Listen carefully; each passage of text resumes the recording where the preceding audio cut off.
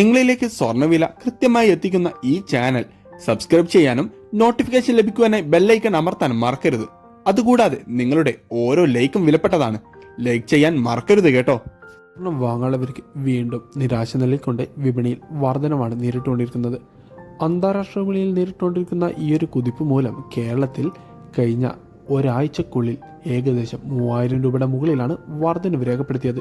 ഈ വർധനവ് വാങ്ങാനുള്ളവർക്ക് നിരാശയാണെങ്കിലും വിൽക്കാനുള്ളവർക്ക് ഏകദേശം 3000 രൂപയോളം ലാഭമാണ് നൽകുന്നത്.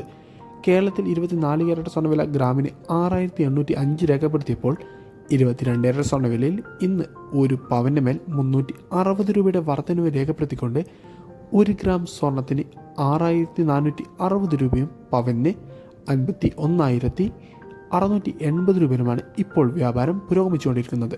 വിപണിയിൽ അപ്ഡേറ്റ്സുകൾക്കായി ചാനൽ സബ്സ്ക്രൈബ് ചെയ്യാൻ മറക്കരുത്.